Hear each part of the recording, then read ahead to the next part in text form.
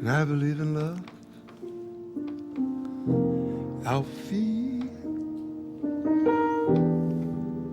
without your love, we just exist. Alfie, until you find the love you've missed. You're nothing, Alfie. Ladies and gentlemen, Mr. Burt Bacharach.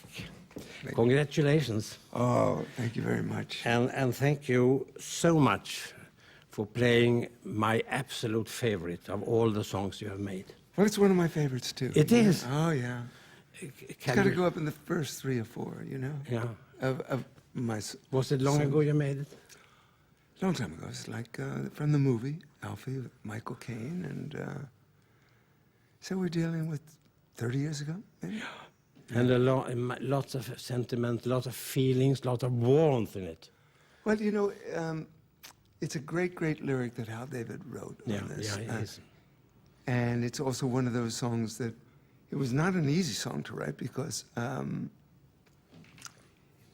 know, I had to really set the words to music instead of starting with a melody. David, you say it's your, David, what's... Hal David, yes, he wrote the lyrics of this song. Yeah. And so many of the songs that were hits, you know. I know. But because it had to come from the movie and had to say something about what the movie spoke about and the attitude, the philosophy.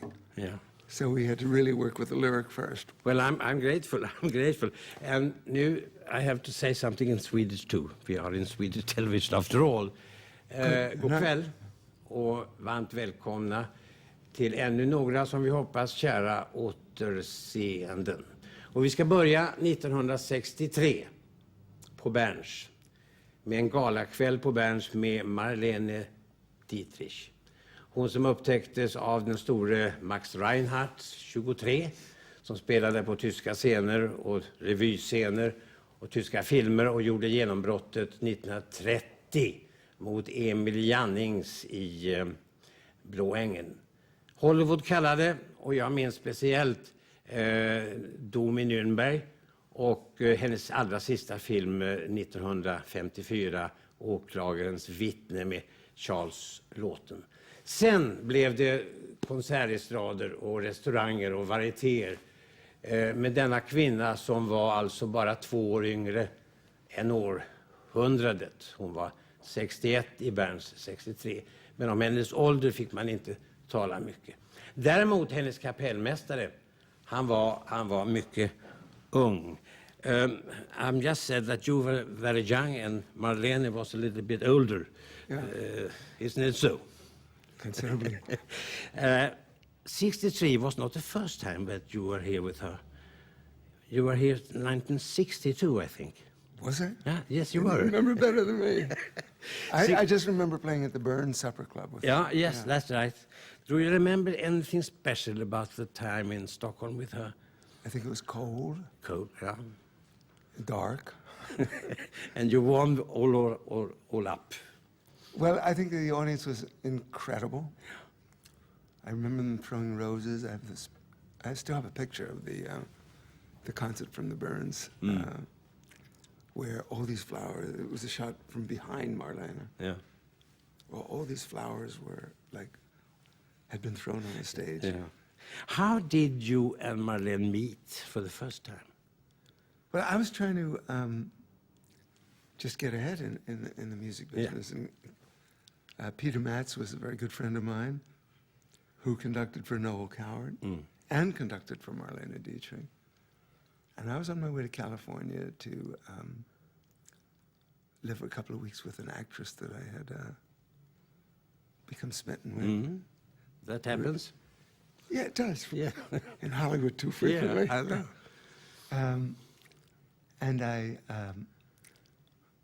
got a call at the airport from Peter Matz saying, you know, I'm in a jam. I'm in a real jam because Noel Coward wants me to play. Oh, Lord. At the same time, I'm supposed to play for Dietrich. Could you take the job with Dietrich in Las Vegas? I said, boy, that would be great, because I was kind of broke, too. And she's a very legendary and very overwhelming figure, you know? And that's how we met. I came over to the Beverly Hills Hotel, quite in awe of her. And she couldn't have been nicer, but she's a very intimidating person until you know her, you know. Yeah, I can understand that. She was very, very shy, I think, in a way, and didn't want to speak so much about her future, her past. Certainly didn't want to speak of the past. Yeah, I know. You worked together for 10 years, more or less. Yeah, I tried to, towards the back end, always come through for her. If she was playing in Warsaw, and I'm in a recording studio because I was starting to have hits then. I know. So it was getting difficult for me to leave, but I try to come through and do the important dates. And I must say this about Marlene, because the more successful I became, the less chance it was going to be that I would continue to be able to work for her, travel around the world. Because I was recording the Shirelles and Dionne Warwick and Chuck Jackson and starting to have hits. But it still was a wonderful way for me to see the world. Wonderful way to come here. I mean, that's the first time, and maybe the only time I ever met Stig Anderson here. Yeah. He was a publisher at the time and had a drink in the bar at the Grand Hotel. So Was she tough to work with? Was she a tough employer? she was brutal for everybody else, but for me, I don't know how it got that way, but I sort of couldn't do any wrong. Okay. But as I became more successful, I remember playing in Edinburgh and coming out of the stage door with Marlene in Scotland, and all these people were waiting for her, all these fans, asking for her autograph. And Marlene said, "You don't want my autograph, you want his." And Generous, I must say. and these people said, "Who's he?" If you don't know, now you will know. So let's see now. Galakvällen på Berns. Vi ska titta nu på Galakväll på Berns med Marlene Dietrich och Burt Bacharach. Inför en fullsatt salong med förväntansfulla människor och med en nöjeskanonis från Sverige, nämligen Karl Gerhard, som var minst lika förtjust och förväntansfull han. Varsågoda.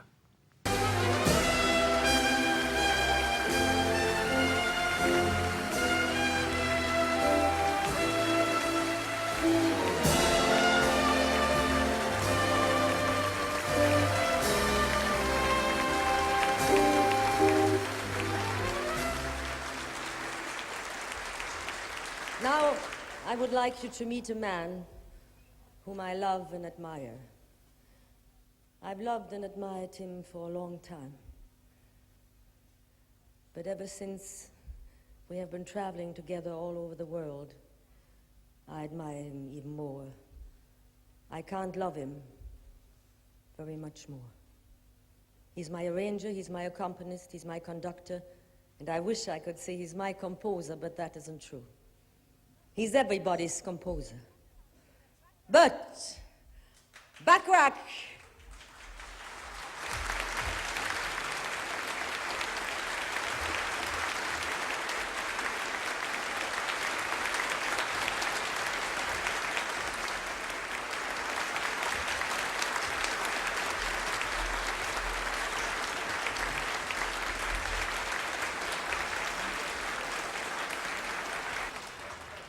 Ja, det var galakväll på Berns 1963 med Marlene Dietrich och hennes ackompanjatör och kapellmästare och arrangör Burt Bacharach. Inför en publik som naturligtvis hade sett hennes filmer, lyssnat till hennes musik och som kanske också var lite nyfikna på hennes privatliv, som ju kanske inte var så där väldigt offentligt. Hon var ju väldigt angelägen om att inte tala om hur gammal hon var och inte heller bakgrunden i Tyskland. Burt Bacharach, in the end, when Marlene takes you up to the microphone and praise you, you seem so very reluctant. It scared me. It always scared me. It was just like, ladies and gentlemen. It kind of, I knew it was coming, but I'd say I felt very shy at all those times, wherever we were, no matter how many shows we did, it was never the most comfortable feeling in the world. But I tell you one thing, once in Florida, we were playing, I think, the Fontainebleau, and I was in a separate hotel, and we'd been, having some champagne and orange juice in the afternoon in the sun, and I took a nap, and the operator forgot to call me. Stage manager called me. Oh, cool. Said, "Where are you?" She's been on for 30 minutes. I said, "No." And I put my tuxedo on, and ran to the hotel, and I got there just at the time she introduced me. Just as she was saying, "Hey, I wish I could say he's my composer," but and there I was. You told us before the show that during these 10 years you became slowly famous, you got hits, and so on. So honestly, what did you think about Marlene's choice of songs? I mean, it must be lots different from yours.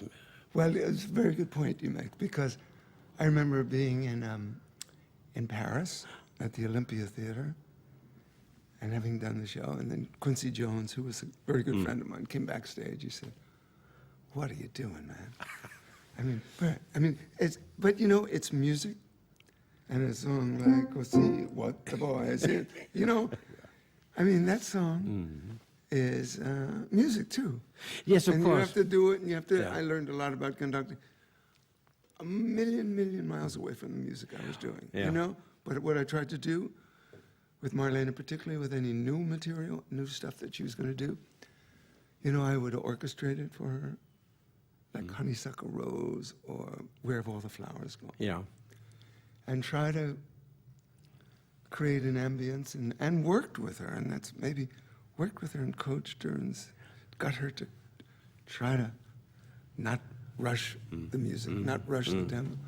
So I think where she became dependent on me was because of she relied on me to keep her in tow, in line. Yeah. Okay, if I was there, she knew she was safe. You were two temperaments, but still it fitted in a strange way. She used to say, "Anybody think they marry you over my dead body?" Now, why didn't you write a song for her, or did you? No, I didn't write a song for her, but I wrote. But I'll tell you something. A song that I had a big hit on, a couple of different. Spread your wings for New Orleans. Yes. Kentucky Bluebird. Now we had a number of hits with different artists, but the first person that ever recorded that song was Marlene. It was. And I recorded with her, and it was called "Fluxehim Nachtengel." Yeah. She didn't say so very much about her past, didn't she? So many times you traveled together. Didn't she say anything about the German time and Max Reinhardt? How it was, with trying to get, she knew the war was coming. She knew what was going to happen. She had the sense of astrologically knowing. Really? And she tried to get, what's the famous German writer that was, she was very close to?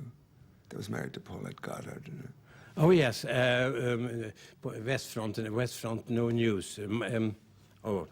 Quite all I know. the rest. We also know. The audience know too. Yeah, it comes to me. I tried to get a number of these people to say, "It's coming. Hitler's coming. Come, let's get out while we can." Yeah.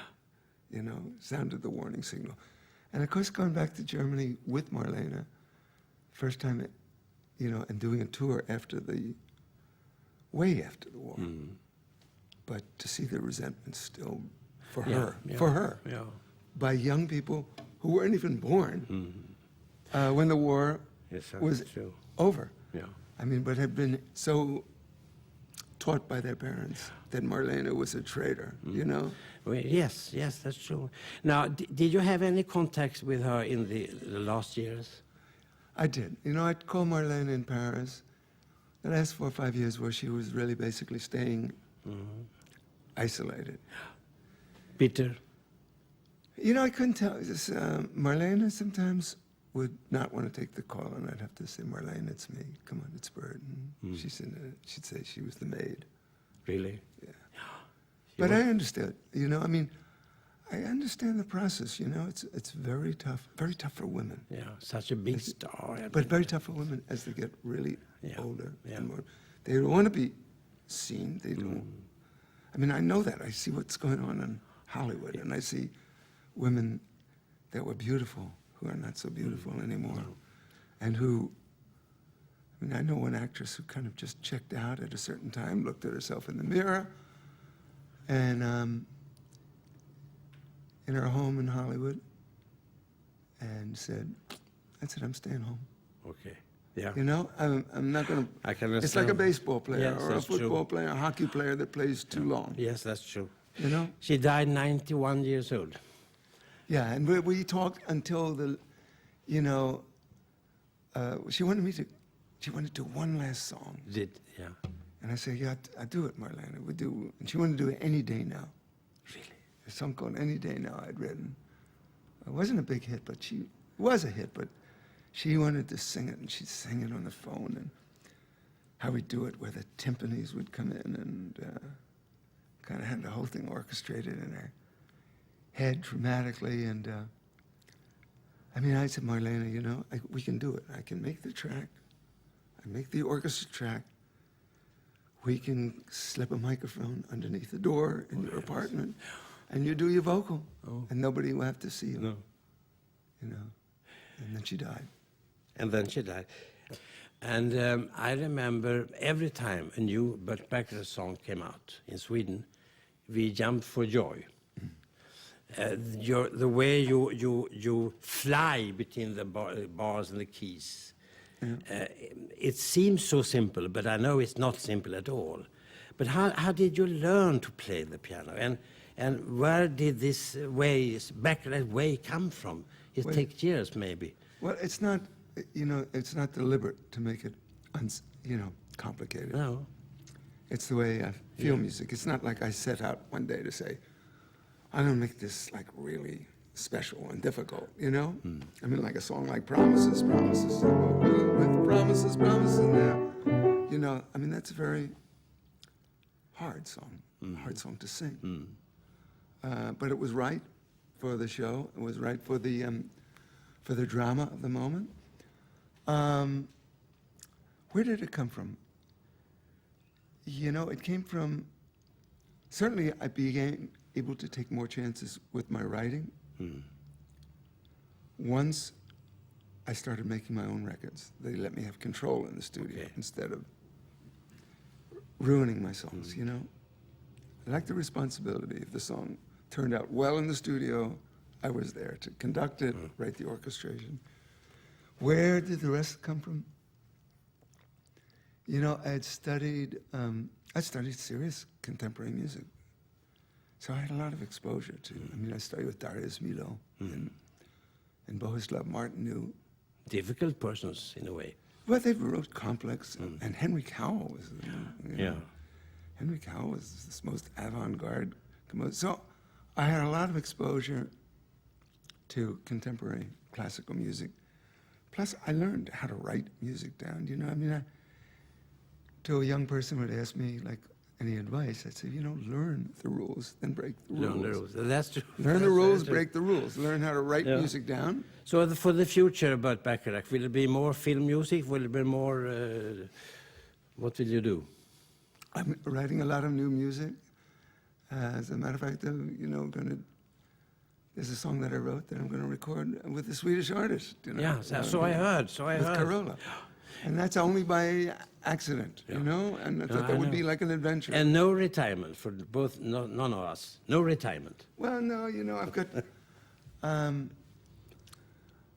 you know, I've got a great life. I've got, I think I got it right this time with my wife. Yeah, that's important. I mean, That's 4 important. wives. Yeah, well, don't ask me.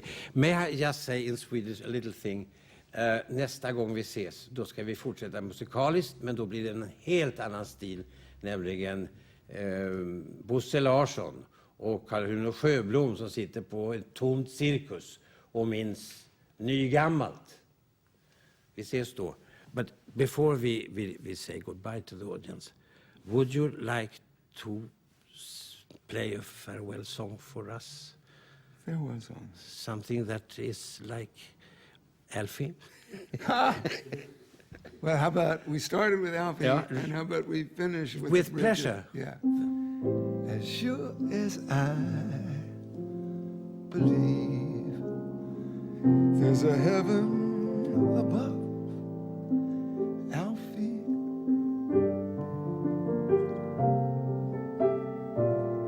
I know there's something much more, something even non-believers can believe in. And I believe in love.